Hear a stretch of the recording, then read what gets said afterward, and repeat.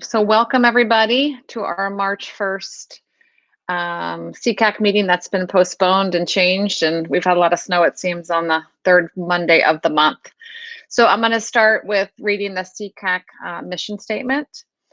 The Frederick County C-Cac works in collaboration with students, families, FCPS staff, and the community to advise the Office of Special Education and the Board of Education.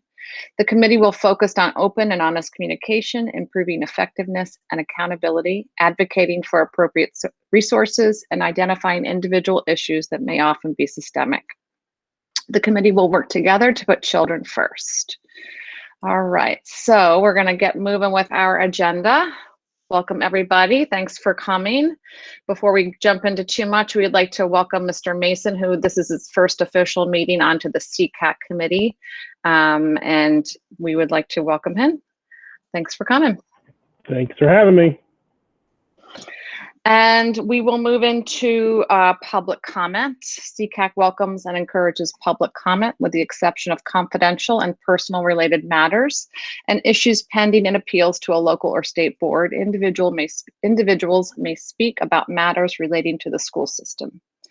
If individuals have specific concerns relating to the actions of staff members, such concerns may be communicated to the directors of special education, who will address the concern with the appropriate staff. Or if the concern is about the directors of special education, an individual may share that concern with C-Cac through written or private verbal communication.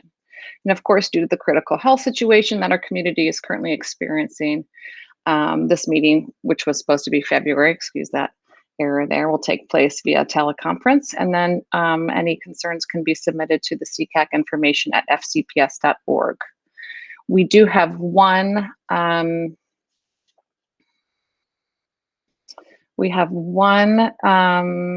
public comment, and it is from Stephanie Knapp, and it's simply offering, she just states, hello, I wanted to share the attached flyer and below link to register for free basic parent rights training.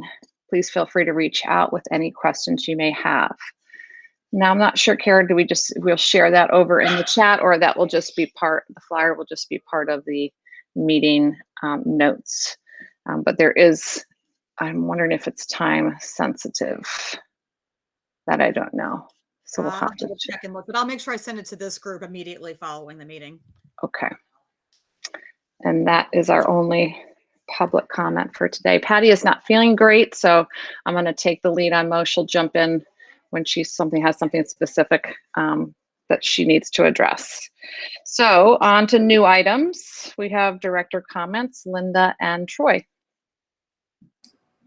Hey, good morning. I mean, it's not good morning, it's good afternoon. Good evening. Linda and I do have quite a bit of comments, so I'm going to go ahead and get started and then pass it over to Linda. The first thing that we wanted to share with you is our special education parent resource site. In case you have not been provided that or not seen that, I'm going to put that in the chat box. But we continue to ensure that that's updated, and right now it includes at-home learning resources for parents, communication, of course, from FCPS. We also post the MSDE technical assistance that they provide us, as well as IEP and 504 meeting guidance and FAQs and contact information if in the event that you want to reach out to anyone in the Office of Special Ed. The next one, of course, because we've missed a few of our C-Cac meetings, was, as you know, at the beginning of January, we did go to full virtual learning, and small group instruction and winter sports were suspended. At that time, Linda and I did release communication, and I'm getting that now. In the event that you haven't seen that, that's there in the chat box as well. So that provided information, a couple of updates in regards to the IEP as it shifted from small group to virtual for those that were impacted. It also discussed the decision-making process that we've been rolling out regarding recovery and compensatory services. And then it also discussed IEP and 504 meetings, in-person transitions tours, extended school year decisions, and our next steps in the recovery compensatory service decision-making process. It's also available in Spanish on our website. Next thing, of course, as you guys know, is that we have now returned to our hybrid plan, and that kicked off on February 16th.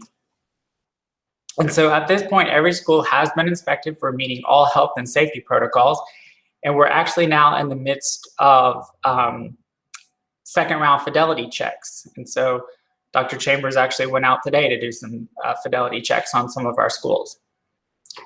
Next thing that we have for you is our challenges renaming update. So at this time, our superintendent has received the recommendations provided by the challenges renaming work group, and a voting campaign will be kicked off to establish, for the purposes of the greater FCPS community, including challenges, family, and staff, and we will vote on recommended names. And we just want to thank all staff, families, and community members who have participated in this work group. And a special thanks goes to Meg Knapp, who is co-chair of this work group. And I believe, yeah, there she is. She's part of C-Cac as well. Next thing is, as you all requested in our November C-Cac meeting, we brought together some recommendations that you all can use for the teacher grants. And so let me put that link in the chat box as well. And that can be used for determining the allocation of funds as requested. One thing that did not make, my very last one before I hand it over to Linda, is one thing that did not make this update is World Down Syndrome Day is March 21st, 2021. So this, of course, is a global awareness day which has been officially observed by the United Nations since 2012. The date for World Down Syndrome Day, being the 21st day of the third month, was selected to signify the uniqueness of the triplication, or trisomy, of the 21st chromosome, which causes Down syndrome. Wanted to let you guys know some events that we'll be doing during the month of March. So on March 10th, at the Board of Education meeting, Bob Walsh, the Vice President of FRIENDS, which stands for the Family Resource Information and Education Network for Down Syndrome, he will present to the board and Dr. Alban with a proclamation. That will be one thing. And then schools, as well as the community, we invite you to celebrate on Friday, March 19th, to rock your socks and post pictures to commemorate World Down Syndrome Day on social media. So post your sock pics and use hashtag WDSD at FCPS and hashtag lots of socks. Those are my updates. I'm gonna pass the rest to Linda.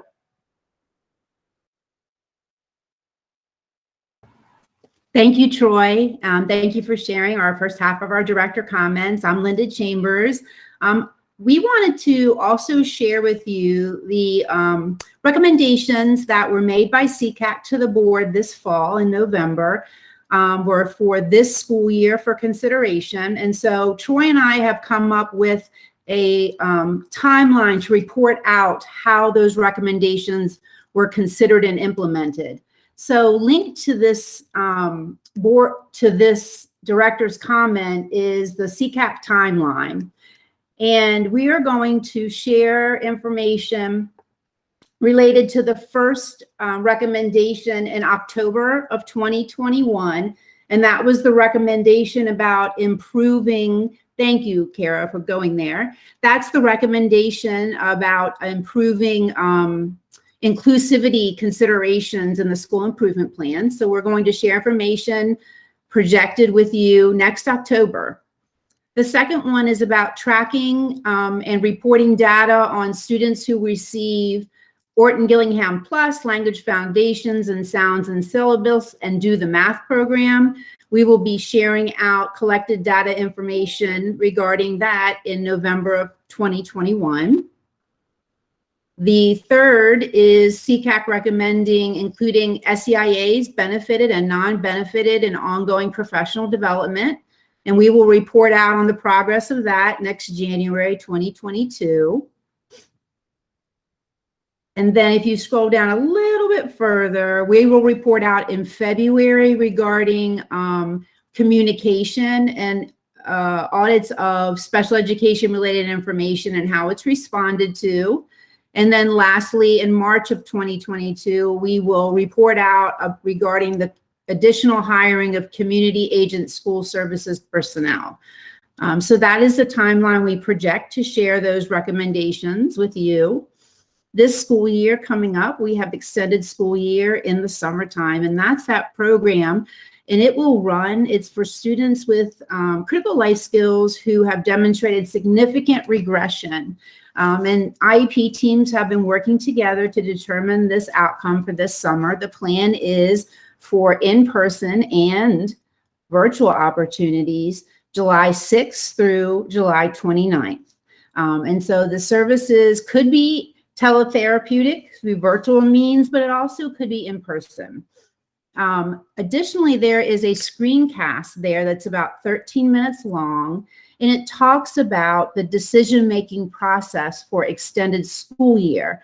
So families are able to collect this information via board docs and press on that link to be able to watch a 13-minute video about what the decision-making process is regarding extended school year. Next up, I wanted to make sure that our community is aware that there is a mask exception process.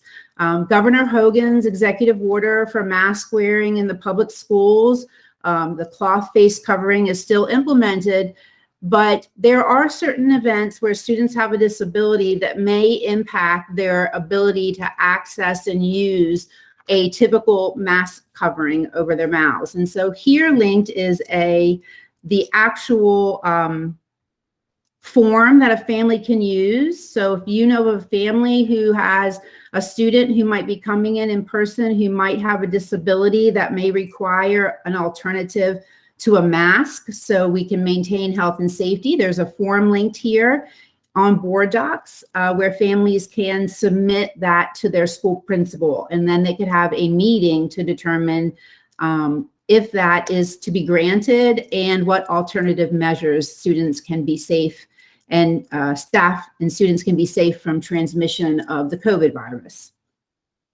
Lastly, I know we've had a couple meetings that we've had to reschedule, so we wanted to bring some preliminary information to C-Cac regarding recovery and compensatory decision-making. So as we know, every student with an individual education program has to be considered for compensatory or recovery services because in the event that we had the school closure, there could be an impact on learning.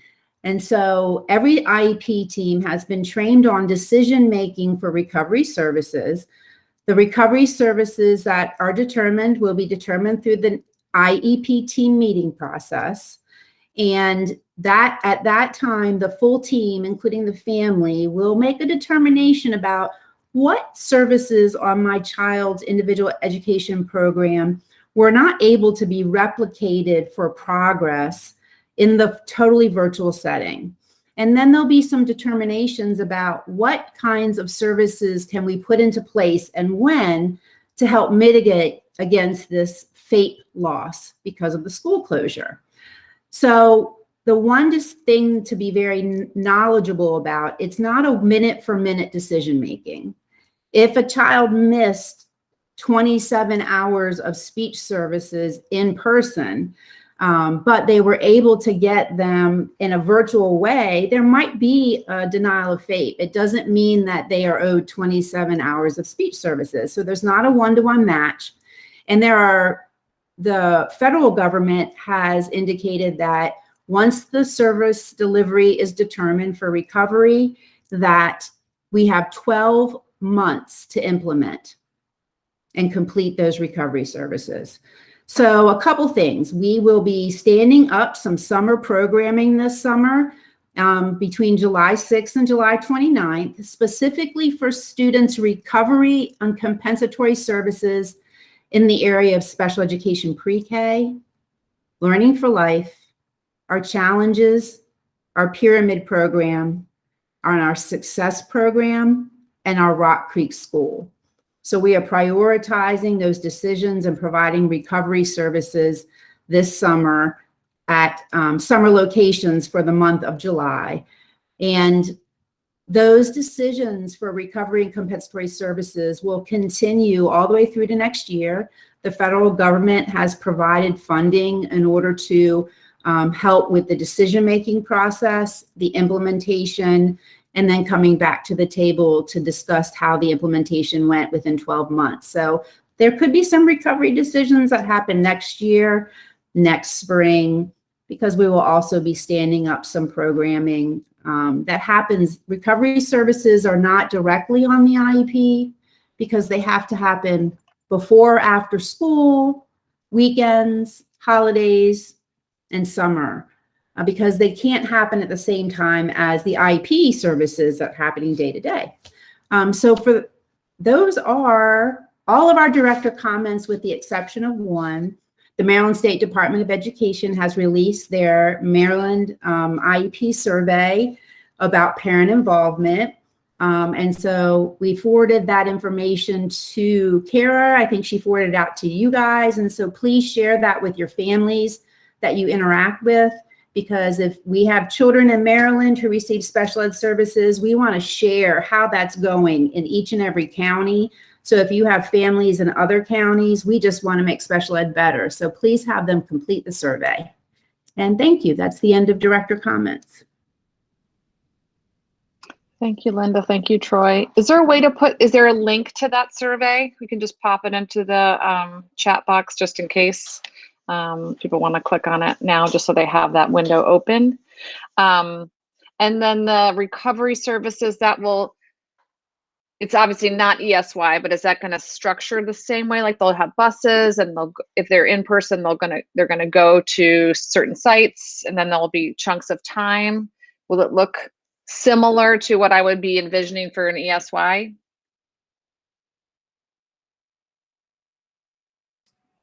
For the summer, it will look very similar. It'll happen either right at the same time, or some students will be there in the morning and in the afternoon.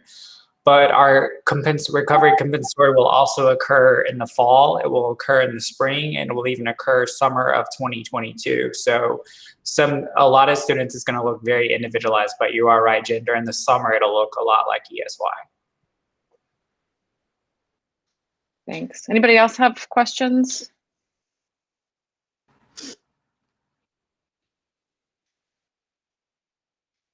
Okay, I don't see any there. We will move on to our Board of Ed representative comments, and Mr. Mason. Thank you very much. Good evening, everyone. Glad to be here. On January 28th, we had our budget work session, which was we had our work session to introduce the superintendent's recommended budget and some of the special ed items that were included for the budget adjustments are a full-time social worker for the RISE program for the middle school expansion. We have an $18,995 increase for child find SLP from 11-month to 12-month. 2 full-time SLPs to expand the child find program.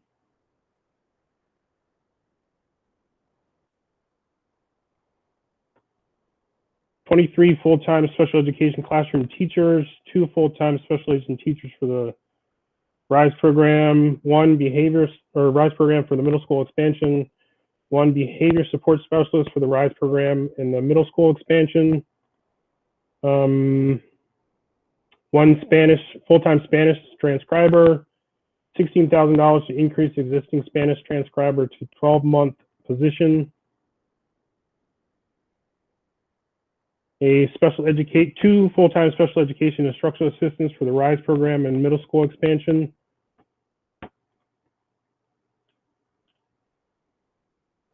Increase the pyramid program therapists and behavior support teachers to 11 months. 1 full-time 12-month teacher specialist for the child find expansion. $20,263 to increase existing 11-month child find teacher specialist to 12 months. We have an increase to legal fees for special education in the amount of $250,000. Secure teletherapy virtual platform. Power School 504 special program. And then $48,750 for a one-time new position startup cost. And that's usually like our furniture and stuff. And that's all we have there for special ed. So next up for the budget, we're going to wait for the county executive to send back the amount of money that she's going to give us. And on June 9th, we will be deciding which budget adjustments we are going to approve. I think we're somewhere around $6,500,000, $6,700,000 that we're going to have to probably delete from the superintendent's recommended budget. So if there's something that you would like to advocate for in regards to our special education adjustments, please do so through public comment over the next couple months. If you have any questions, you can please email them to me and I'll get them over to our budget department and get some answers for you. So I think at this point, the most important thing is to advocate through our public comment. And if there's something you really like to support, that's the best way we can get some more support for you for those items. And thanks again for having me. Looking forward to working with you.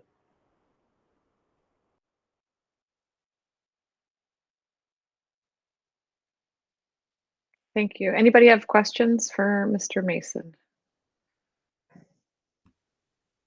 Jay, I think I captured all of that, but I'm going to send you a note if I could just get you to summarize some of those details. Yeah. I got it right. Certainly. Most of it, but just want to make sure. So I'll just shoot you a note after this and you can give me some of that. That'll be perfect. They're on our January 20th board docs. If you want to go back and review, I can also send you a reminder if you need a reminder where to find them. Perfect. I'll find it. And if I have questions, I'll let you know. Thank you. Thanks. Well, Kara, since you're up right there, you are next. So we're moving Partners for Success comments. Thank you. I'm going to go ahead and just share my draft document for a minute because that's where I have all of this saved. So a couple of things going on in Partners for Success right now. Our family support groups are still virtual. We're doing it twice a month. They do have to pre-register. They are occurring on the second Tuesdays at 10 a.m. and the first Thursdays at 4 p.m. Another Find Out First just went out today. So please share that with anyone you know that might be interested in just meeting other families that have children within special education or disabilities that might just want some additional support. For networking events, we are having our first ever spring book club that is going to be on the book Smart But Scattered. Was recommended by a lot of people. I know it's an older book. It's been around for a while, but it has a lot of good buzz around it. And it's basically around executive skills. So we tried to choose a book this time for our first ever that we felt encompassed a lot of different kids in our program. So that is going out this week. But we do have 20 books available for free for the first 20 people to sign up. And then, of course, everyone is welcome to join the chats and discussions after that. If they just may need to buy their own. So that's going to be coming up. The book can go out as early as this week, and then we will meet on April 22nd to discuss it. Also working on a surprise guest speaker regarding to it, but I don't have that nailed down quite yet. A couple workshops that are going on now or are upcoming is we had our first of 3 Master PAL trainings, and that is basically how to use your child's AAC device.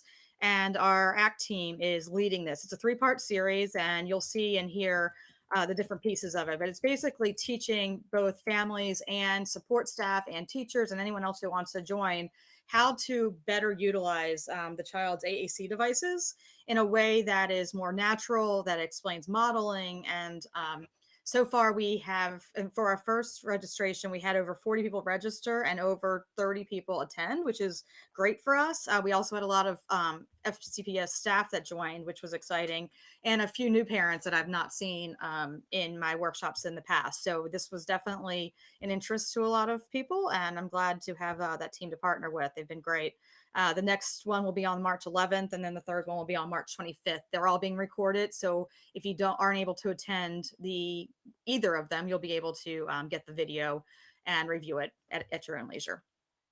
And then future workshops that I have on my list, some of which the C-Cac team will be working with to kind of coordinate and partner doing them together are School to Adult Living, which is breaking down the Maryland Transition Planning Guide. We want to launch that actually pretty close to the Transition Fair, which is coming up in April.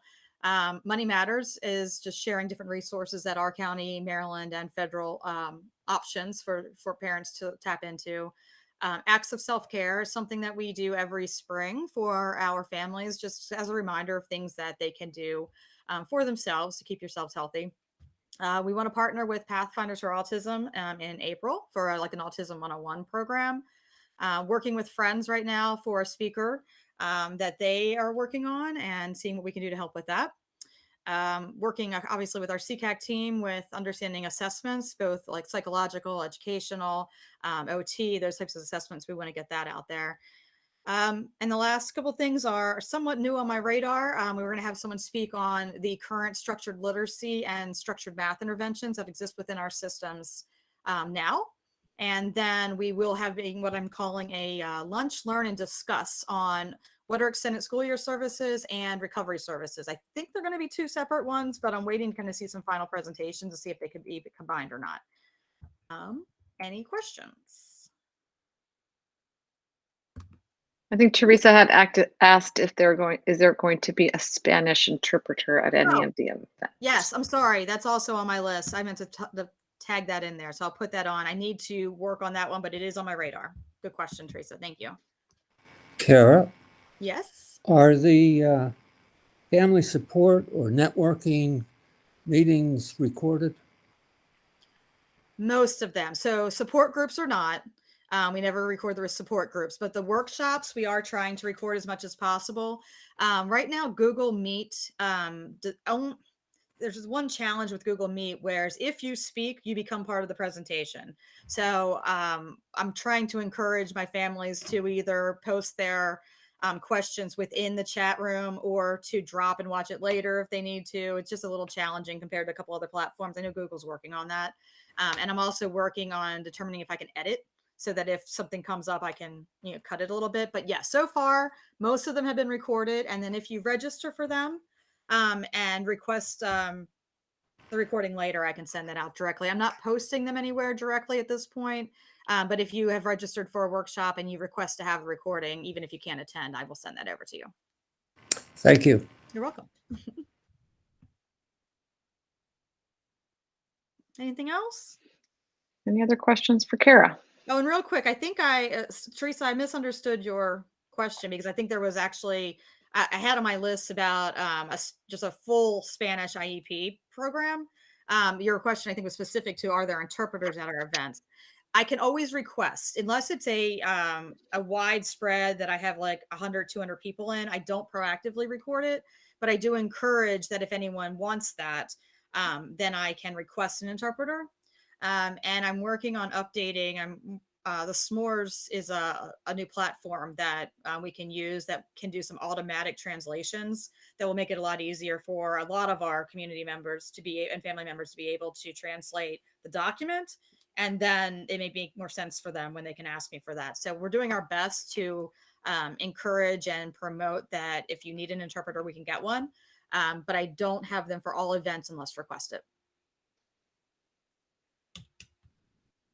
Anything else? Okay. Awesome. Thanks. Thank you. All right, so we will move into the subcommittee reports, starting with membership. Shauna. Good evening, everybody. Not much to update. We'd had one parent step down and we are working on finding a replacement for her. This last cycle, we had more parents than we had positions open. So we do have a pool to pull from. So we will be working on getting that member replaced.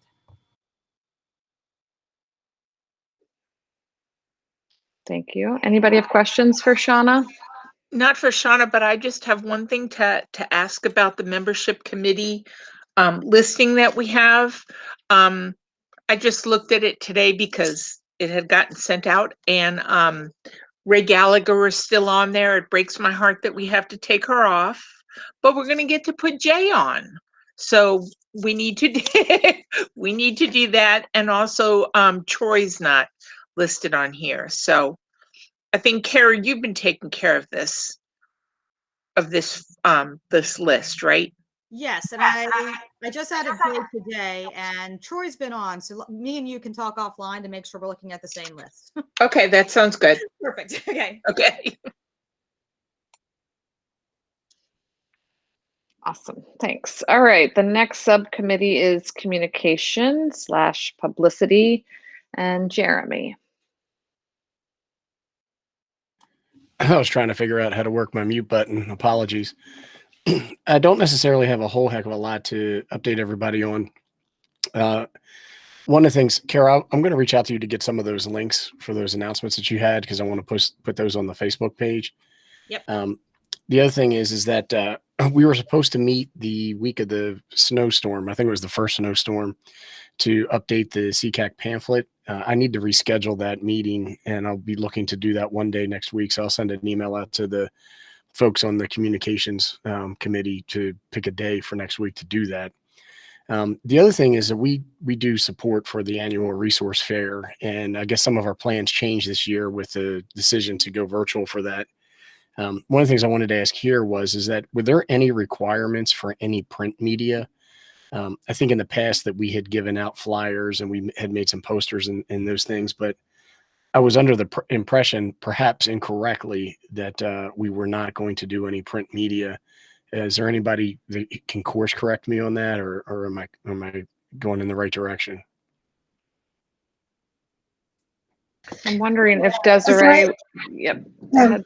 As I understood it, we were not going to do any printed materials, that it was all going to be shared via announcements through getting announcements to principals, using Find Out First, using the Facebook sites. I think there was a message that was put on, I can't remember the name of it. It was, the name might come to me. Anyways, but we haven't we do have a budget, but we hadn't talked as a committee about doing printed announcements. The other thing, so I'll reach out about the Find Out First, and then how do we inform principals give them a heads up around the fair.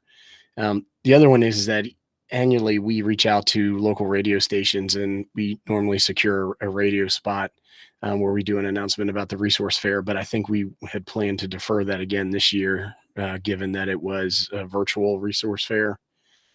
And then the last thing I had on my list was around resource fair handouts and fidget, but we put that on hold. Typically, what we like to do is have some sort of giveaway for folks to entice them to come over and check out the C-Cac table or display at the resource fair. But again, with that being virtual, that we decided to table that as well.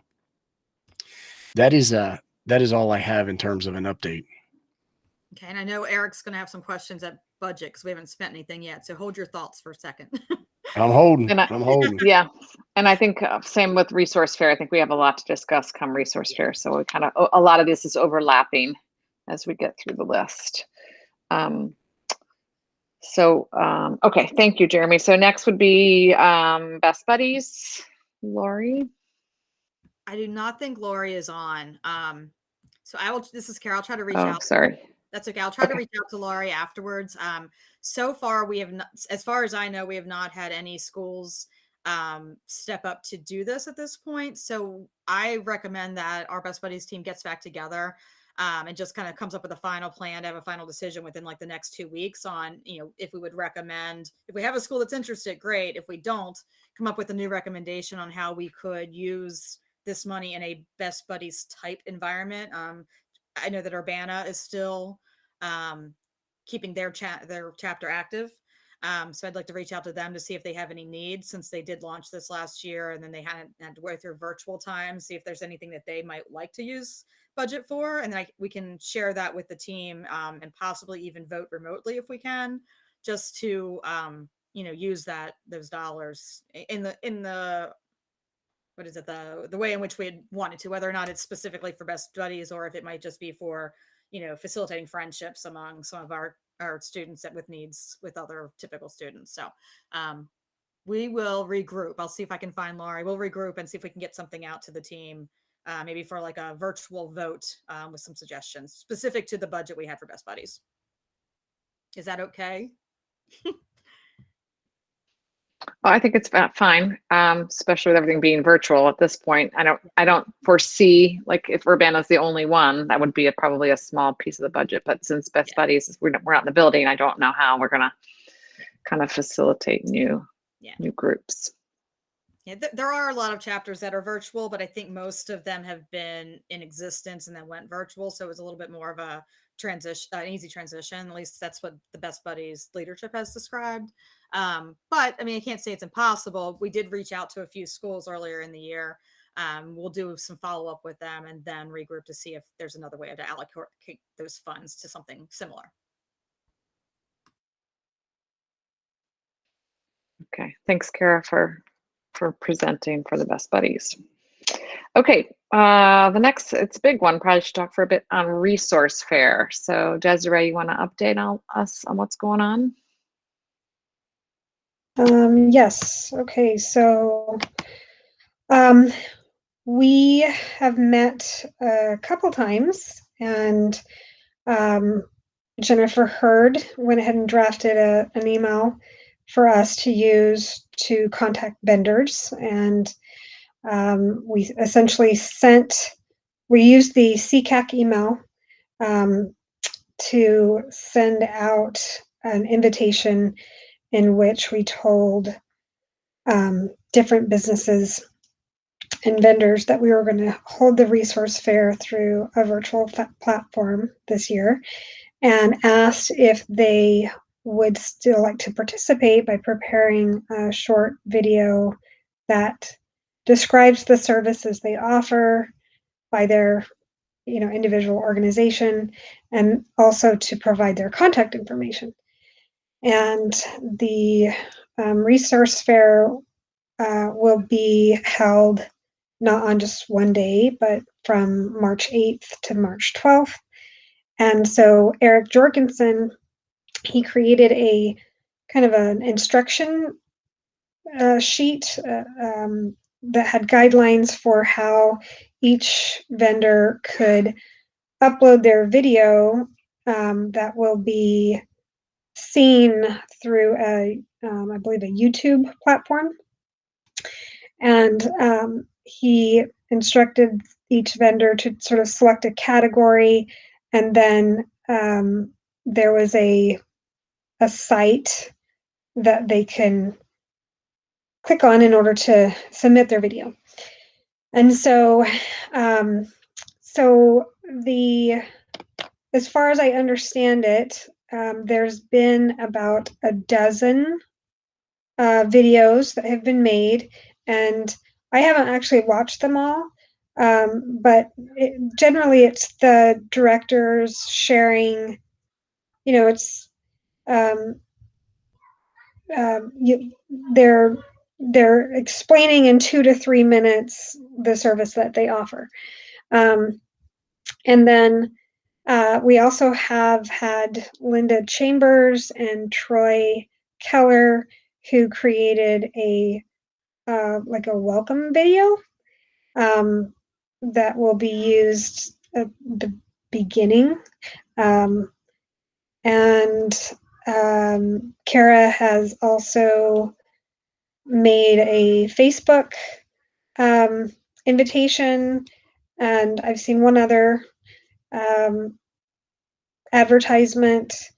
I'm trying to think what else to share. I think, Kara, did you do an Eventbrite? I thought I saw an Eventbrite. Yeah, oh, sorry. Yeah, that's usually Eventbrite and Facebook is how I typically will advertise, and if people can share all of that, they don't necessarily have to register. I do still have a question there for you and Eric, though. Do we have that YouTube channel? Are we going to just promote it via Facebook? Because at some point we need to say, where are people going to see this cool stuff? So yeah, and in addition to that, So what I was hoping for, is Eric on right now? Yeah, I'm on. Okay. So what I was hoping to ask all C-Cac members who are attending this meeting is, you all individually have access to school sites, Facebook, my children, they have a particular community site that parents speak back and forth, regarding school related things. And since I'm already a member of that group, I can share it on that site. And so I wanted to ask all of the members here to share in their particular schools and school groups. And that way the word can be spread. In addition, as far as marketing it, there needs to be a find out first post. And I sent an email to, I think it was our group. I can't remember. I sent it to our committee asking if, rather than recreate the wheel, this has to have been advertised in the past on Find Out First. And so, is there already a resource fair announcement that we can sort of tweak but recycle? And who is the one that sends the information to Find Out First? Is that me? Is that the communications committee? Is that someone on C-Cac? Is that the special education director? Who does that? It's Kara. I can do it. I usually take direction from Jeremy and the communication team. But you're right. We can probably recycle that very quickly. But the one thing I really need to understand before I send it out is usually it says, go here. So I need to know exactly where we're sending these people to watch. Kara, yeah. Yeah. With that in mind, it comes down to, is C-Cac going to start a YouTube channel using their Gmail address? Because you can either do the YouTube and upload, which is the original intent was to have C-Cac start a YouTube channel and upload the videos to YouTube. But if C-Cac doesn't want to start a YouTube channel, you guys can put them on the Facebook page as well. You can upload videos to the Facebook page. So what do we think, team? Which do you think would get more traffic, just in general, in your experience? Do you think it'd be a YouTube, or do you think parents and I don't do any of my videos on my Facebook page. Everything I do is on my YouTube channel, and but you have to market it. You really have to drive people to the channel. Well, and if we had the YouTube channel, we could advertise it on Find Out First and on the Facebook pages. They could, because a lot of our, I would say our audience is familiar with, we don't have a huge following on either one of our pages, but I think that that's an option, but I think we just need to make the decision. Is there any the thing is with YouTube is that anybody can access content regardless of being a member or not on YouTube. If you're on Facebook, you have to be a Facebook member. Now, I know that the concept of not being a member of Facebook is foreign to all of us, but there are lots of people for various reasons choose not to be on Facebook because of privacy concerns and such. Right. Yeah, I would agree with you, Jeremy. Then we can blast it on Twitter, on Facebook, everywhere. I think, Troy, you have a question? So there's no privacy controls on the YouTube channel? Well, one of the things that I want to share with you all is that the video we made for you all is privately listed on YouTube. We uploaded it as well. But one of the other ideas is that, like, if you make a Google Slides, like we created a slide for you all we created little Bitmojis of ourselves, but basically they can click the video. It'll take them to a privately listed YouTube link. So you can only view it if you have the link. That's one way when you upload videos. When you create a channel, I believe you either have to invite people if you make it private, but if you create a link, that with the Google Slides, like, they can scroll through it and they can see each vendor and their contact information, and then they can see their link. So if you guys need an idea, if you take a look at our slide, that was kind of what we put together for you guys. Yeah, with YouTube, they have private where you have to invite somebody, and I believe that requires a Google account or a YouTube account. Then they have unlisted, which means that the link is not published on YouTube, but anybody with that link can view content. So that's what you can send out. Or the other one is that you could make it public. And then that way, if somebody did a search for Frederick County C-Cac or Resource Fair or something like that, then they could find that content. I'm going to assume we'd want to leave this published for a period of time, correct? I would agree. I mean, the whole I point would assume. yeah, we're sharing. Yeah, and the beauty, So is it possible, Kara, is it possible then, or I guess Troy, is it possible then to go ahead and have a link, but then go ahead and set up the YouTube channel so that it's open to the public, so that, like Jeremy just said, if someone Googles Frederick, Resource Fair, it'll pop, they can go directly to there, but also have a link that we can also send out. Because, working with a lot of parents that I work with, I mean, just to get them to get into their kids' accounts, I'm having to repeat myself 6,000-7,000 times, and they're still not grasping it. So, there are those that are very tech savvy, and then there are those parents who are far worse off than their kids. So I think that the most direct way of doing it and the easiest access is what really we need to do. And if it's possible to somehow get a link, but also make it known that there's a YouTube channel or website or something.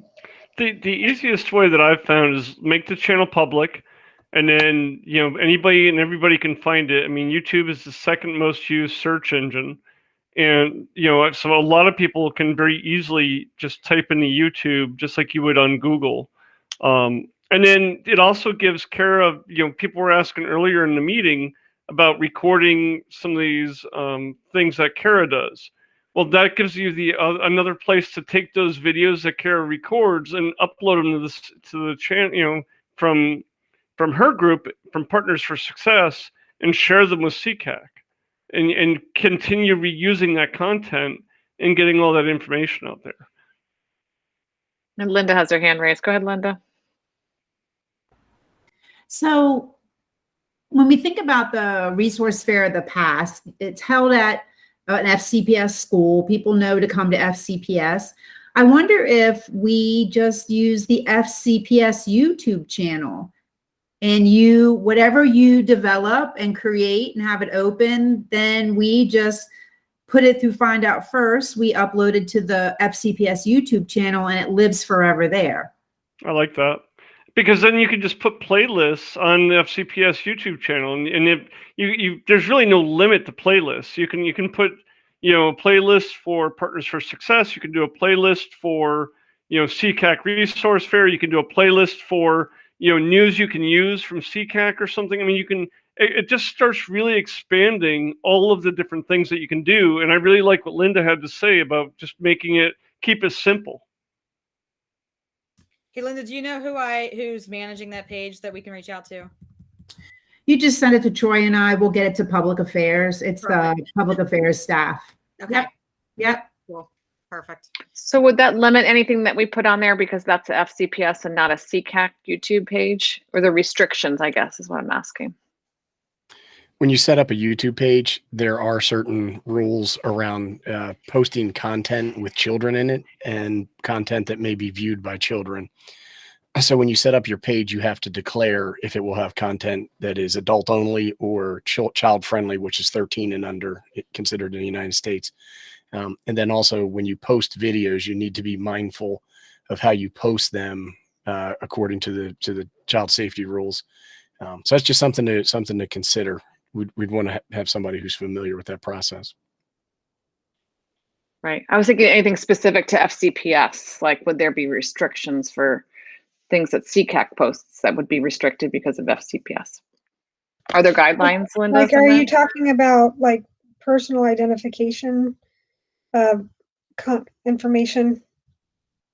Oh, no. I just mean like if there's certain programs or certain things that we are recommending, or let's say there was like that let's say the public comment, and then we posted that parents event. Like, I didn't know if there was restrictions that FCPS has about what they can what we can post or not post. So what I'm thinking about is the FCPS YouTube channel itself is the place where the Frederick County community goes to see things regarding Frederick County Public Schools. So it would only, they would know about the things that Jeremy just said to make sure our content was appropriate. I was speaking to the resource fair. If there are going to be additional things that you want to do where we post the resource fair and we get communication from public affairs about the recommendations of what can and can't, then maybe you would choose to have your own C-Cac YouTube channel.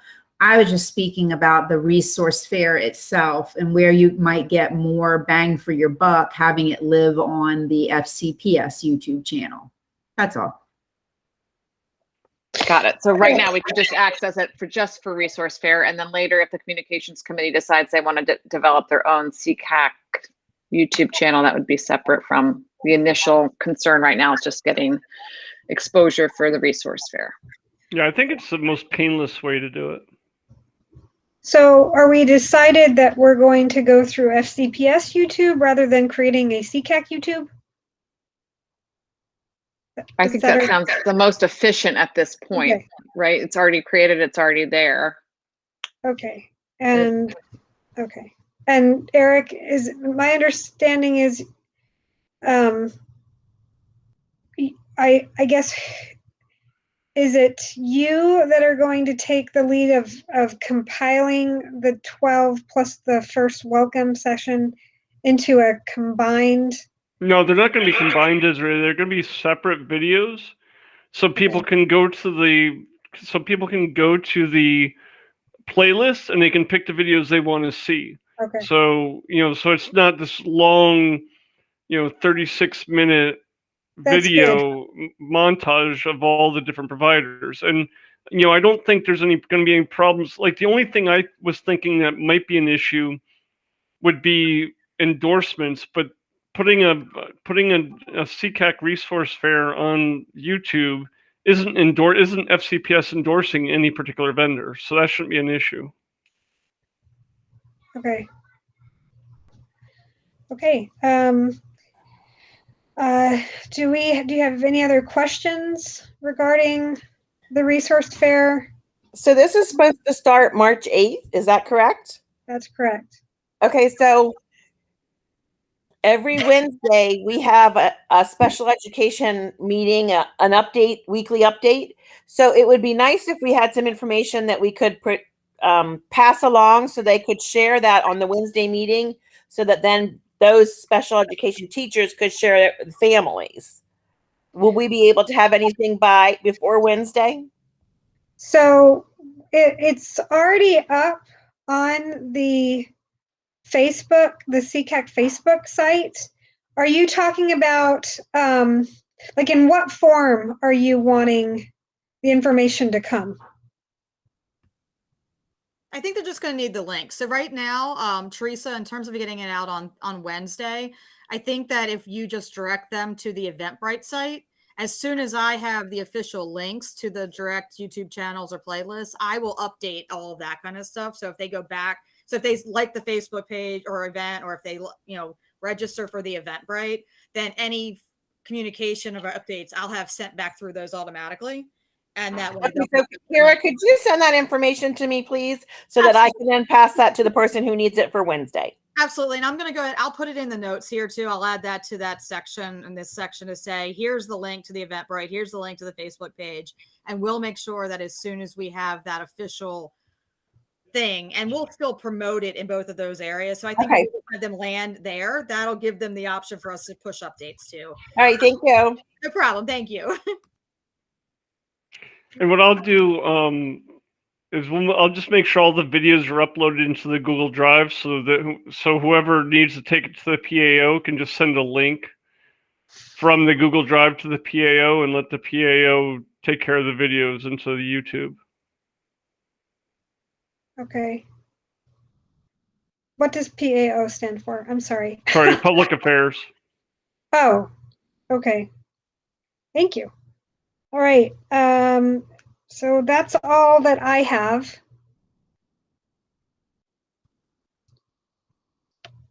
Okay, thank you, committee. Eric, right? We'll just move you right along into budget. So I've got, thank you, Troy and Linda, for their overview for the budget. Everybody else, I'm just waiting to see what we're spending. Kara, I don't know if you can pull up the 12/9/2020 budget draft and share it. So those are the numbers that I had. You know, it just really, we need to know what's changed, what's, are we going to ask any translation services for any of the videos or anything?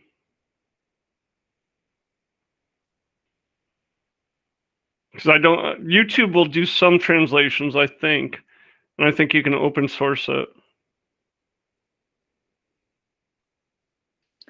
Is that something we've typically had? We didn't have Resource Fair last year. Do we typically have a translator at the live Resource Fair? We do usually have someone come in. I think it's come out of my budget in the past. One thing I would like to utilize them for is we're also making like a directory. Right now we have 22 participants that have responded and then 13 that have already sent videos. We know we're still pushing them for the others, but it would be nice to translate that document. But all of that, these are all changes. So I need to make these amendments to the official budget before we can even do some of this stuff. I mean, it's not that we can't have someone pay for it and get reimbursed, but just keeping in mind that all of these amendments really do need to go. If we're going to do this, or if we're going to do something different this month, I really need to get it back into our grant team so they can make the changes, and we need to try to stick to whatever we go with as much as possible. And then Eric, I think that big one is the grants, which I know we have some things to talk about, but you know, it's March, so we need someone to take the lead on getting that information out there too once we decide how we're going to use it. Well, that's why we got Linda and Troy to send us what they're looking for. You know, back in November, we asked them to come to the January meeting with that list that they gave us. And they gave us that long list of things. You know, and if nobody has any money to spend, we can just take this whole thing and just, you know, for simplicity's sake, you know, buy as much as we can on that list that Linda and Troy gave us. I agree. I just need to get it submitted, so we're with that. So to your point, are there other things on here that we think we will not use? Because once I put the amendment in, we need to either use it or we have to do another amendment, which we're going to try not to do. Well, I mean, what I've been hearing so far, Kara, is it sounds like the Best Buddies budget is probably too high. It could be, yeah. Right. I mean, I'm sure some schools would take some things, but if we can reallocate this somewhere else, I'm in agreement for that. The translation services, I'm not sure what that's going to be. We haven't picked a speaker yet, and now since we're, you know, March is next month, I think we can pretty much rule out a speaker this year, just again for simplicity's sake. Mm-hmm. Why make ourselves jump through hoops? You know, I'm simple over complicated every day. So I would take the 250 off of the presentation. I would take the 100 out of the webinar. I would probably take the books out, the 250 out of the books. So that's $600 right there. And that's now that leftover funds, those grants would go to $1,800 to the list that Linda and Troy gave us. You know, and again, and that leaves us, do we need $350 for Best Buddies? Do we need $150 for the communication committee, since we're not doing any printed materials? Are we going to be paying for Facebook ads and other marketing? You know, those are questions that if the answer is no, or it's pretty unlikely, then I think we just scratch it all and put the money towards the, you know, the family grants, the Century Manipulatives that Linda and, you know, Troy got us.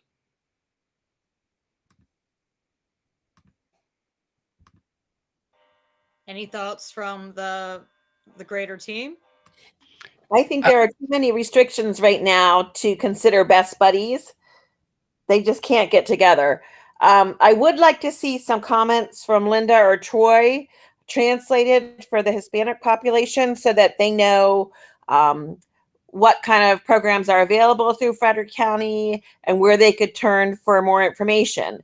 Just because I know that some families just don't know where to go.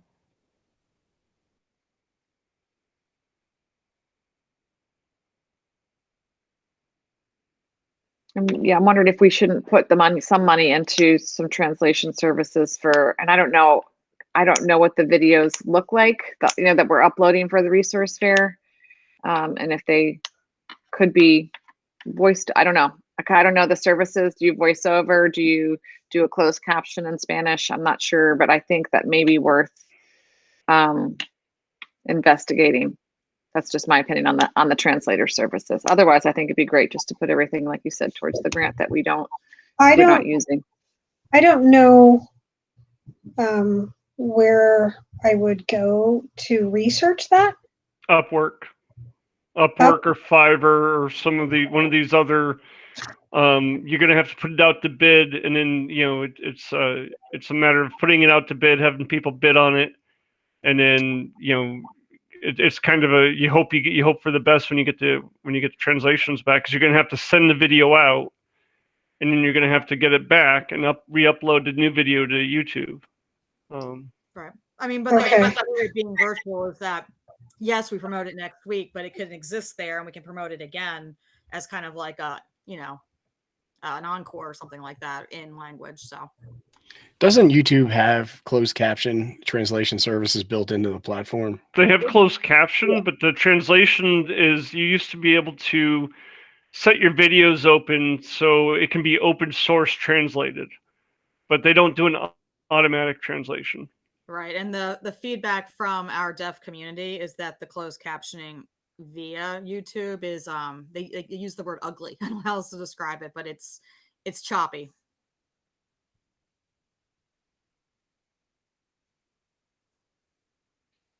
So like Kara said, this, even though it's a week, we're promoting a week, this could live in forever on YouTube. Is that right? On the Frederick County YouTube channel. So if we got the Spanish version, we could advertise it when it was ready. Yeah. And I think that's a great idea. And it's, it's something, I like the idea of having the playlist so that we're in a specific area of the page, and then we can, you kind of encore it, promote it later in different languages if that's where we go.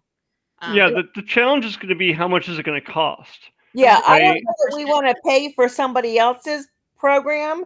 Like, we don't want to pay for a dentist to be translated, but I think we do want to make sure that FCPS information is translated. And I think we have translators within FCPS that maybe Linda or Troy could go to. Right, and I saw Troy had put in the notes that he can get that they can get it translated. So that's at no cost to C-Cac. That doesn't change C-Cac's budget. Okay, so we're talking about not then translating the vendors. I think that could turn out to be very costly. And once you do it for one, you're opening yourself up to who knows how many more. Well, we could let the vendors do it in Spanish if they have that capability, right? So if we were in a physical resource fair and people had a booth and they didn't have a Spanish speaker in that booth, they wouldn't be able to communicate regardless. Does that make sense? Yes, but they had said we had a translator, I believe, is what when I asked that question. There has been a translator from FCPS. I've never seen one. We've definitely had them, but you kind of have to pull them over and find them, and it's usually one or two. And they typically, when you get them, they are requested by a specific family, and kind of follow that family around. They're not necessarily. It's been big in the past. We've had 40-some vendors usually in most of those events. So we've had them, not every year, but we have had them. But to your point, you may not have seen them at your booth, depending on who came over. Troy, did you have your hand up? Yeah, one of the things that, we're happy to help with our videos. We just need to know, because these won't get translated overnight. Typically it's 7 to 10 days. That's our turnaround. So if you're you guys are talking about the fair being next week, that wouldn't unfortunately happen in time.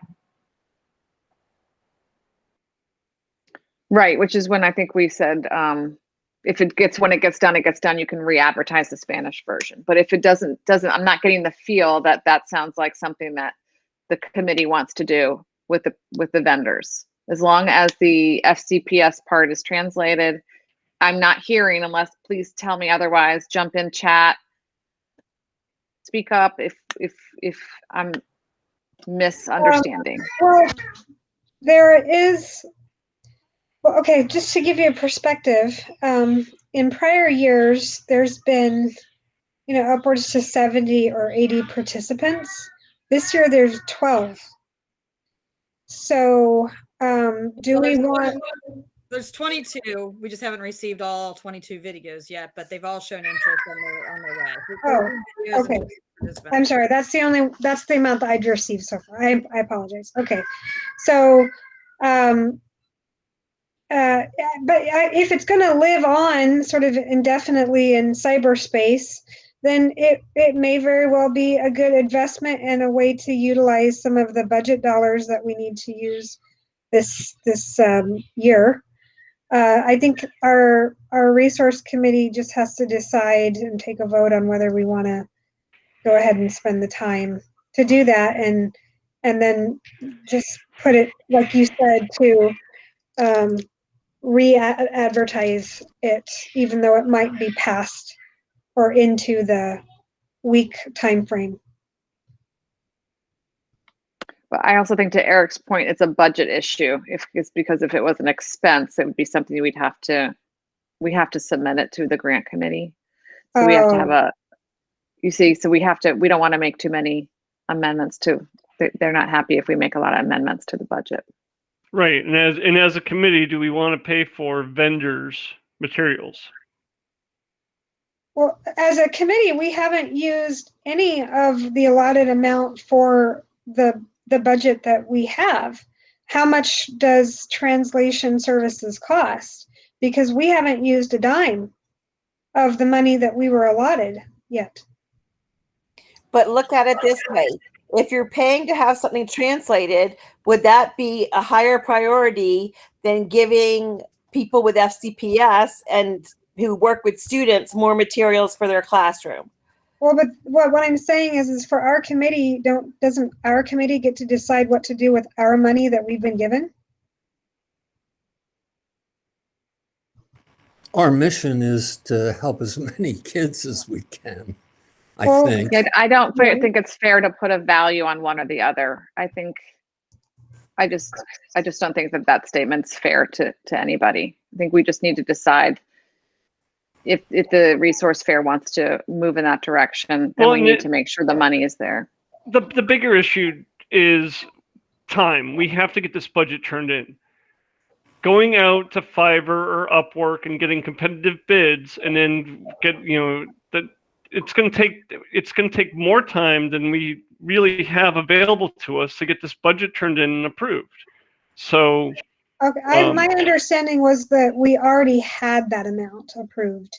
I didn't know we were getting the amount approved. I'm sorry. We have to make line items for the budget to get the line items of what we're going to. We have the set amount of $2,500 per year approved, but we have to submit the line items for what that money is spent on to get approved for it to be spent that way. Then yeah, it would be that adds complexity to it that I didn't know existed. So perhaps it would be better not to move forward with the translation services if it's going to take an extended period of time just to get approval for it. And it's starting in a week. I mean, and we can still go back to vendors and say, if you would like to submit videos in other languages, be it French, Spanish, Korean, whatever, they can send us their videos in as many different languages as they want. I just think that we just need to have as many options as possible, be it either for the deaf, for various different languages that this county holds. I mean, I understand it's at a cost, but looking at some people's comments that are coming in, I think if we want to reach as many people and we want to help those the best that we can, we need to be as diverse as possible. That's my 2 cents.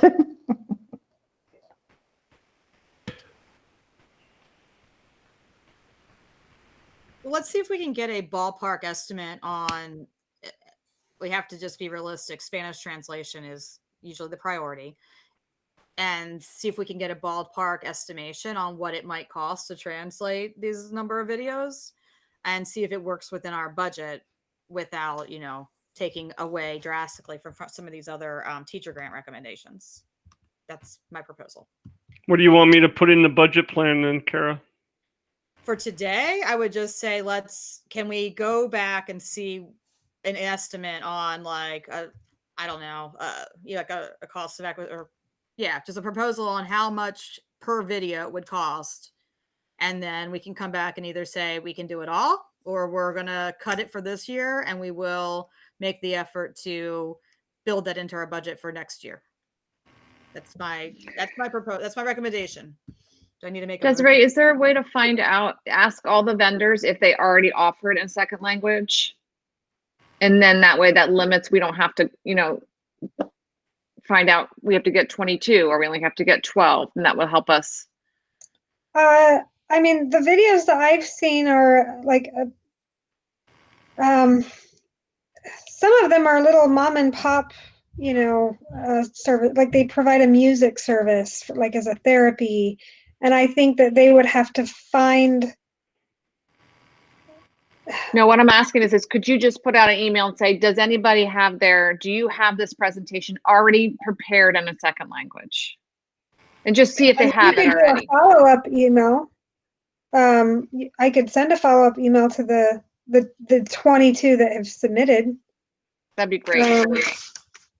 Okay.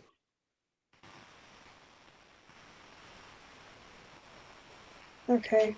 And Kara, do you have a ballpark proposal for the amount? Sorry, Eric. You're asking exactly what I was going to ask, Jen. Should we just spitball it? I mean, 250. You know, as Troy pointed out, translation is a lot more than interpretation. Right. Yeah. Could you per word?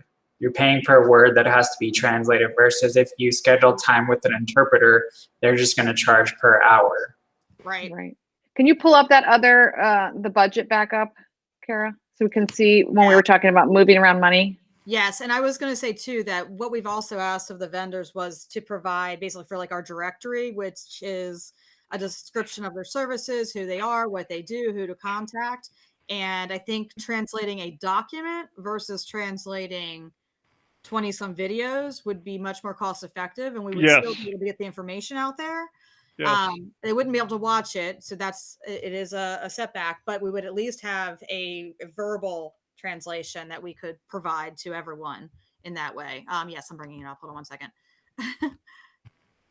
This one. And honestly, we could probably, I mean, Linda, correct me if I'm wrong, but I think we have someone in-house that could probably do those translation services for us on the written document. Well, we'll have to talk about that. Right now, you heard Jay say that they're requesting an additional Spanish translator in the budget for special education. Okay. The person is pretty much very, very busy. They interpret 45 to 90 page IEPs on a daily basis into Spanish. That makes sense. Yeah. So again, so if we had to budget $100 or $200 for us to go have something translated, fine, we could do that. We have that budget. So why don't we vet that? If you could take that 250, if we said the book's placeholder 250, because we just put that as a placeholder, and we move that 250 up to translation services, and they have 350 to work with. And if we can't make it work, we put it back into the grant fund.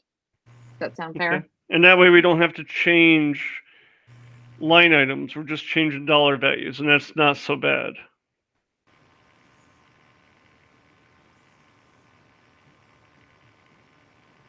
Okay, so that makes sense for me for the translation stuff. I mean, what does the team think? I don't think it's a perfect scenario, but I think we can still get information to a broader audience by translating the document. And then we make a note that we need to plan maybe for something bigger for next year. I think it's a good recommendation. I said, let's just stick with this idea for right now, and what we can ever add later, let's do so. When do you when is the budget approved and when does the committees receive their amounts? So the new budget will start going out for next year. We have to start submitting that in April. And so it gets approved before the end of this year for the following year. And then we have an opportunity to amend it. We try not to amend it, but we always do. Right. Okay, So but we really need this okay. one amended and to stick with it by this month. So but the resource fair we haven't used the money that we were given last April, have we? So nothing rolls over. It's a use it or lose it grant. So why don't we use it on a translation service if we haven't used it yet? We can definitely use it. It's just that for what we had for this year, this is the proposed budget that you're looking at right now was not the budget we were approved for. This was our recommendation that we need to make an amendment for. So the original approved budget, I'll pull it back up so you guys can see it. Give me just a second. No, I think it's $150 as far as I understand. So what I'm trying to ask is, we as a committee, as a resource committee, we do have money right now that we don't have to get approved that we can use to pay for a translator. We have that now that we will lose if we don't use it now, correct? We can reallocate it. We do still have the opportunity to reallocate it. You do, but I think it's only $100 or $150. And the sense I'm getting, the translation's going to be more than that. Right. So that's why that's why we moving it up to 350. Okay. We'll be having another resource fair committee meeting, and that way we can do the research as far as Upwork or Fiverr and talk about that a little bit more.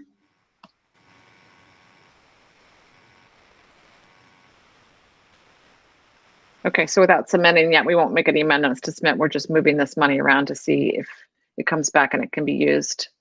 I mean, if you want to make it simple math, then you could put 400 there, and then it would be 2,100 left over. Or I'm always good for simple math. That's just me.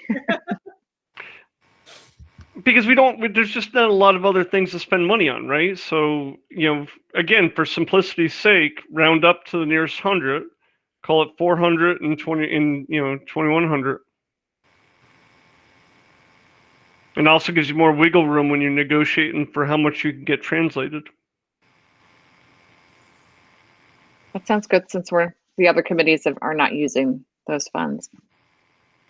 Right, and we do have until September, the end of September, to spend this budget.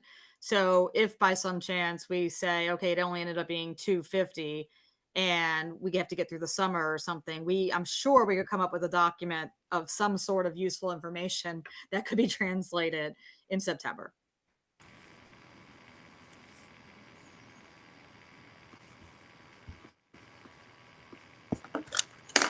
So I'll clean this up and get upload the new, the updated version with just the 2 line items, Kara, so you can submit it.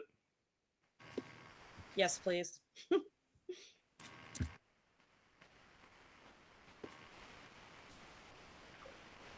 Okay, does that conclude budget? Any other budget questions, concerns? Just in the interest of time. So just so everyone's clear, though, because I know budget stuff comes up a lot. Everyone, they had a chance to look at the proposals from Troy and Linda, and we agree that leftover allocations will go towards this type of stuff. Right, that was in their presentation. Yes. And it was in the links that they put into the chat. They went back to the schools, they asked what they would like. This is the list that they brought back to us. And there's all kinds of stuff. So take a look at it, but I just want to make sure everyone feels like they have seen it and that this decision's not being made in a vacuum. I think it looks great. It's just, I want to make sure everyone understands that's the goal here. So just to clarify, is it too late for teachers to access this list? I mean, to add to it? I think this was created, and maybe Troy and Linda can chime in. This was created by teachers, right? Yes, good point, Julie. The program coordinators and supervisors reached out to teachers, spoke with them in the programs, asked them, what is it that you need? You see it's listed by, Carroll Manor Elementary School challenges, etc. This is what they shared they needed, and then we place it on this spreadsheet. Okay, because I didn't know. I didn't see a few schools on there, so I didn't know of how they. I didn't know if like teachers just requested things, but it sounds like the coordinators. Okay, well that's fine. Thank you for clarifying that. Julie, do you know something? Do you have an idea, or are you just asking general? I have a couple programs and I didn't see them on there, so I didn't know how they were asked. That's why I said, is it too late for them to get on? Do you have any suggestions to throw out there since we're talking about it? I guess well, with COVID and everything, I don't know how they're accessing, like, I guess one specific, I have a pyramid program that has a sensory room and things like that, but I don't know what they're able to access right now with COVID. So I guess I saw a couple of people have put on there like little boxes of fidgets and things. So I didn't know if that would be something that, maybe some individual boxes of things would be helpful right now. I'm sure Linda and Troy can speak to this better than I, but the families and the schools that I'm working with, that's exactly what they're doing. Instead of having the room, they have individual boxes, not only of supplies, but sensory. So, I mean, if you want to throw your pyramid program in there too. Yeah, I mean, if it's not too late, I think it'd be great if we could add some sensory boxes for them. Julie, are you speaking of Spring Ridge? I actually have Ballinger Creek Middle School I saw pyramid program. Ballinger Creek is on there. Oh, are they on? Oh, I'm sorry. I didn't see them. Yeah. I think that I saw that they requested a trampoline. Ah, okay. Yeah, so there's two things going on. Is that you're right, Shauna. Some are doing individual boxes, and then when we are offering sensory items that can't be used individually, then we just sanitize and then wait until they can be used again for the allotted time that you have to sanitize an item. Thanks for that. So the only question would be, is C-Cac going out and buying these items, or are we just going to, figure out how much money we have left over and leave it up to the individual schools to buy it? Is this from the vendor list, Linda or Troy? Is this where these are pulled from? Because I see all the links. Is that from like a FCPS approved vendors that we can give to the school when they purchase? Most of those items, like if we were to purchase them, they could be purchased through a P card, so they're not large priced items, so we could purchase them from wherever with the P card. But most of them were through Amazon or School Specialty, and so they're approved vendors. So logistically, what's the best way to do it? For simplicity for our budget, it'll be easiest if we determine which ones we're going to do, determine where they go, and have our grant provider, Elisa can do it for us. Okay. But we need, in terms of keeping it clean from a budgeting perspective, it'd be easiest if it all went to one person's P card.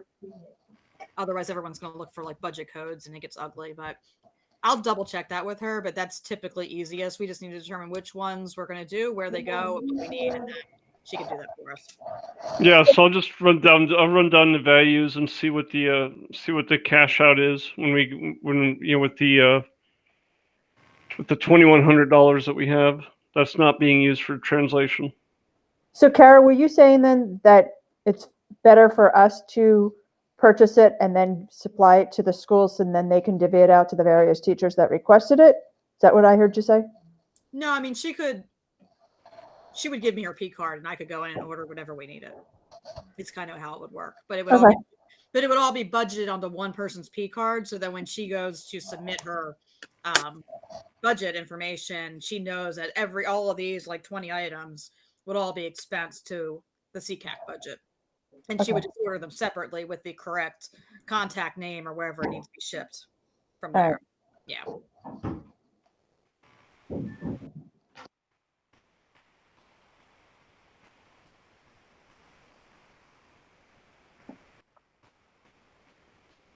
Okay.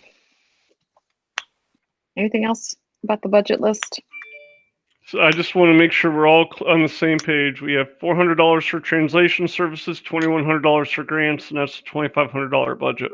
And I will get that to Kara, and so she can submit the amendment, and then we can the financial side of it, the different committees. Desiree and the Resource Fair Committee can go out and price the translation services, and I'll do the line item for the grants and see how much it's going to cost. Sounds good. Thank you, Eric. Very clear. Okay, we're going to move on to action items. Our first action item is approval of the notes from our November 30th, 2020 C-Cac meeting. After review of the notes, does anybody have any changes, edits for the notes?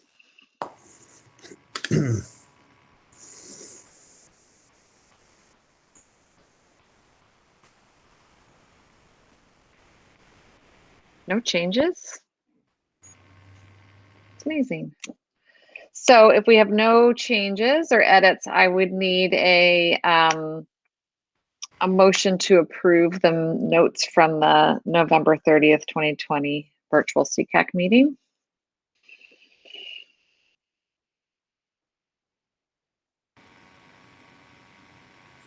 Motioned. Thank you. I need a second. Seconded. Thank you. So I have a motion, a second. Okay, sorry, I couldn't see. It was Eric motioned and Meg seconded. Yes, I believe so. All right, cool. And then in our new world of Google Meet, go ahead and put your approval or your yay or your nay into the chat box to approve the minutes.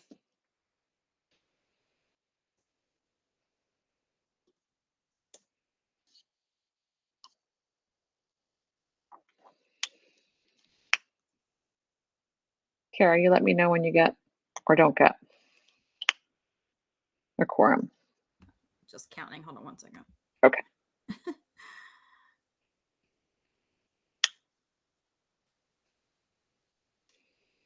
We're good. Okay, we're good. All right. Okay.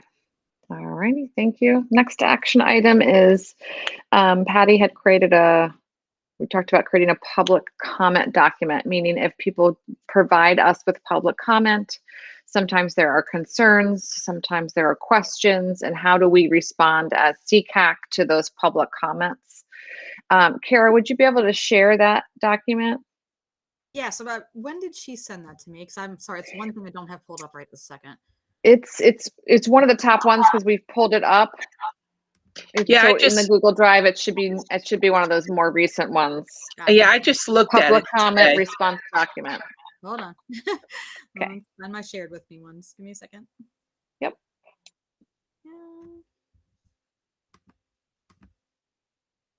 And this is, by the way, is in the Google Drive, the C-Cac Google Drive, which is shared with everybody.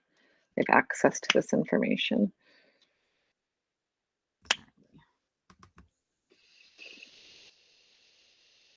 What's it called, Patty? It's called C-Cac Public Comment Response Document. Here we go. 1 second. Thank you.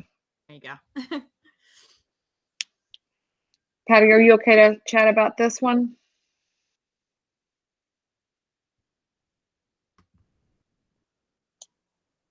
Yeah, this was just, it was just compiled by just the things that we needed to be able to say thank you to anybody giving a public comment, and then giving them some directions to go in for more information. And it's been reformatted since I did it, but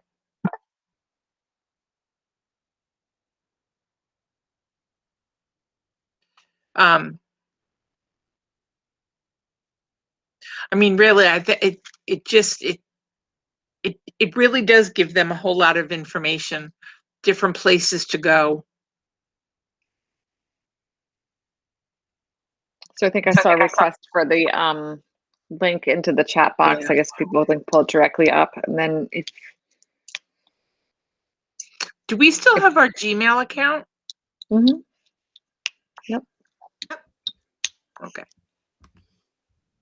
And if there's something on here that anyone feels like they want to, was that your goal, Patty, just to see if we want to make any edits or changes or Yes. additions to this list? Yes. Okay. So we of course have the first, which is sending them straight to FCPS Special Education Department. They can go to the ombuds. They could go to Ccap Partners for Success. They could come to C-Cac. Linda has her hand raised. Oh, sorry, I didn't see that. Go ahead, Linda.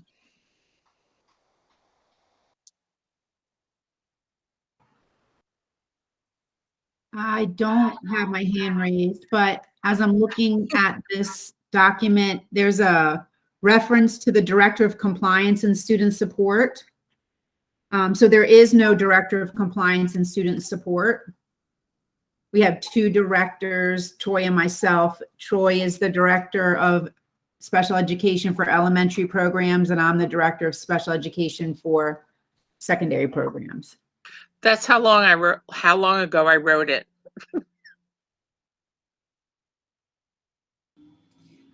I just have an observation. Does it make sense to sort of do the chain of command? So, you start within the school building, the classroom teacher, administrator, and then work your way. I almost sort of look at least when I'm doing it and when I'm working with families, I sort of work that chain of command, and really Linda and Troy would be probably close to the last, and it's not personal. It's just that's what I try to do.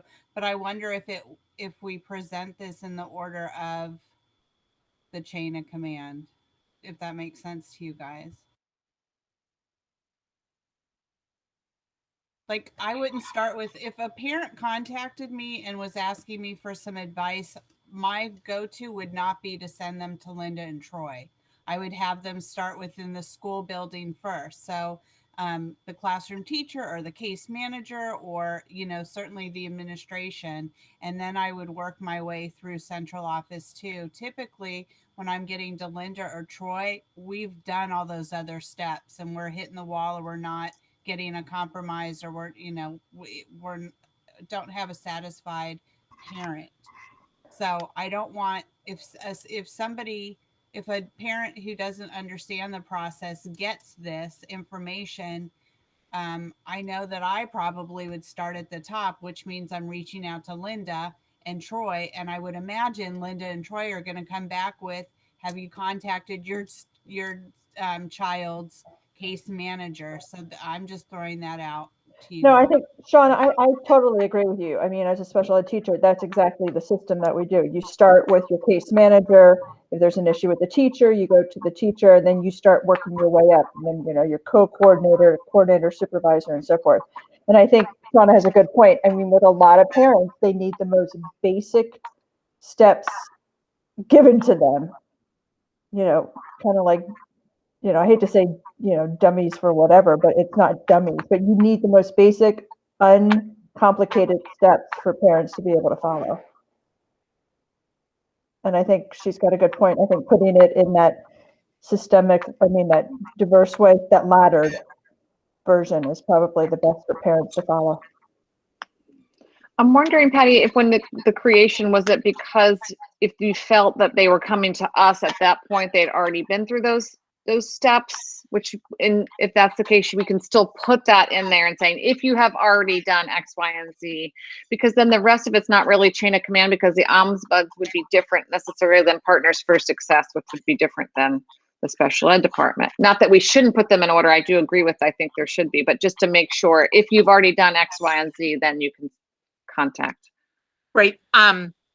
The the original thought was that the parents had already gone through working with the school, the case manager and administration in the school, and were frustrated, which is why they were coming to us. And that list was not put in order. Now I understand why it looks like it's in order, but yeah, it wasn't put that way. I'm sorry. My head's pounding. I don't feel well, but I mean, so if we needed to change So why don't we just take listed. Why don't we take Shauna's suggestions, and you and I can go back and we'll rework it, and then we'll put it out. Okay. Back out on the Google Doc. Sound okay? I don't want to make your head pound more than it already is. Can I ask one quick question? If the people bring public comment to C-Cac, why are you then listing C-Cac again as a resource for them?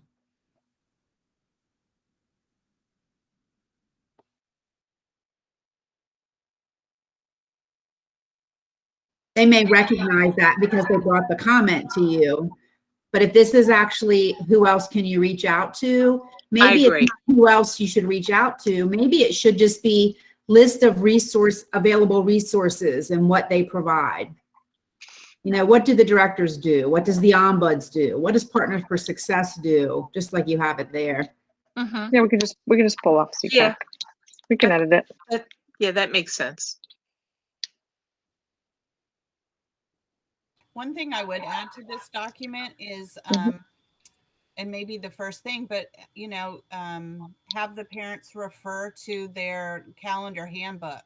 Maybe that be the first one, because some of their questions may be answered in that handbook, and they may not realize that at the back of the handbook there's a lot of information. So maybe remind them of the handbook as well. Okay. Good idea. You can put that on there too. And if anybody thinks of anything else as a resource, you can pop it into the chat, and then Patty and I will make a note of it, and then we'll kind of rework this document. Does that sound all right? Yeah. Okay, the next action item is C-Cac document to be distributed to all FCPS schools based on IEP meetings to be held at schools, not virtual. So this is the paper form of the document, which we are not printing more of, right? It's just what we have. Yeah, we have about 3,000 copies because we printed them last year. So I have an idea about this one. I know we're still mostly virtual, but I was going to kind of try to send something out with Partners for Success information, which I would also include your information, maybe just kind of like hey, here's some more information. Here's some paper copies for your teachers. Please share with, parents, whatever. I could use some help in stuffing inter-office envelopes.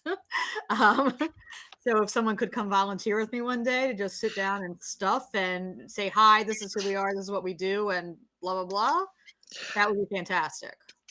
I will volunteer to come and help you. My school just got closed for 2 weeks for COVID, so. Oh gosh. Okay, so we will coordinate offline, but that would be awesome if we could kind of say maybe a combined effort of here's C-Cac, here's Partners for Success. We'll send it to guidance counselors or special education leads or whoever it should be in the building, kind of with this, here's what we do. I'm going to try to order some pens or something to send out to, and hopefully one day there'll be some more in-person IEP meetings, blah, blah, blah. Cool. Okay. Awesome. I don't know if anybody else has seen them, but the IEPs, the invites that I'm getting that are forwarded to me are including the C-Cac and the, just today I got the survey attached to the IEP invite. So I'm starting to see it a little bit, but I always get excited and I always reward staff when I do see this stuff attached. That's good news. All right, the next item is the subcommittee plan review. I guess the plans that we asked committee heads to submit gosh, in September or October, maybe October, and the review of those, how the plans are reviewing, any updates. Is that, Patty, am I right in that assumption? Yeah, and they are coming in. They are appearing on Google Docs. So how many, who do we have? What committees do we have the plan for? The original one were all in there, but it's a matter of who's updated recently. I haven't tracked it yet. So Patty, have you noticed?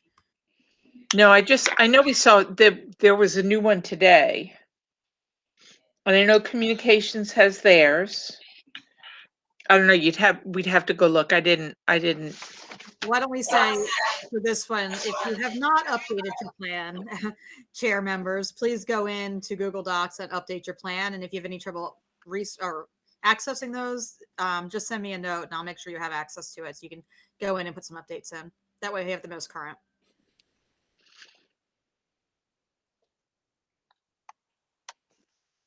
Okay, the next items were all covered by Linda and Troy in the director's comments. The hybrid, the regression, identification, recovery, and then the recommendations for the budget, what schools and teachers had recommended. So the last action item is how to provide supplementary aids in the home environment during distance learning. Can a webinar be created? So this was yeah, I think I've covered this. We've had an IEP meeting or an IEP series that have covered a lot of those. We've had the ACT team come in, and now we have a different ACT team going through all of this. So I feel like this has been covered from Partners for Success. So I think we can take it off the agenda. Okay. I'm trying to scroll up the agenda. Sorry. Let's see. So bylaws are action item pending. So this is March.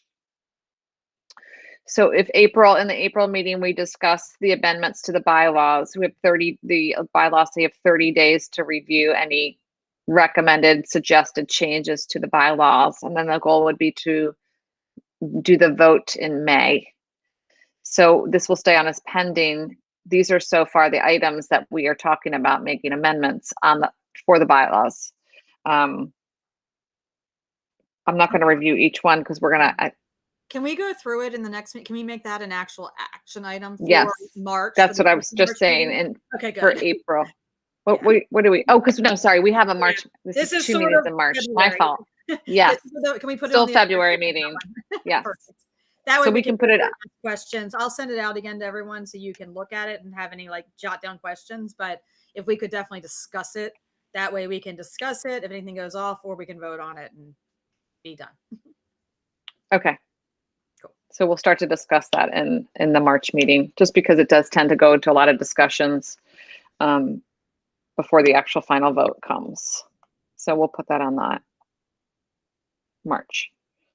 And then we have our last item is the Educational IEP Professionals Inc. Nonprofit had asked to present to us about some training, which we were going to send on to Kara and the events committee. Yes, and the team and I were like I said, I'm going to send out a meeting for our committee team to review. And I did reach out to Marla. I just wanted to make sure that, what we were kind of looking for was in kind of an informational session in general about dyslexia, and then maybe a little bit of information if there are services that she can provide. But we wanted to gather a tiny bit more information, but this looks like a good opportunity for some teachers for some informal additional training that may just be helpful for kind of best practices, things like that. It's not for their court accreditation or anything like that at this time, but it's some useful information. And in general, Marla and her team have done some good things, and is really focused on helping the Frederick community in awareness and helping both teachers and families.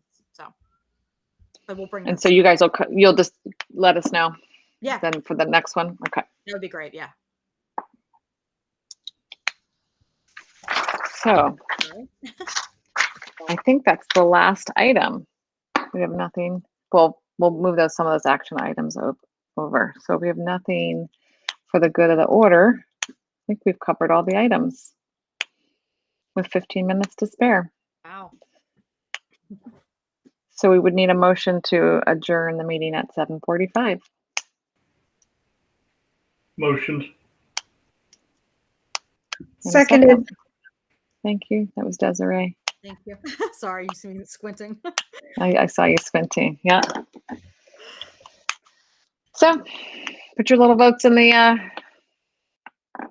text box, and we will see everybody at our next meeting, which is March 22nd. Thank you guys for your time. All right. Okay, we're good. Thanks, everyone. Talk to you soon.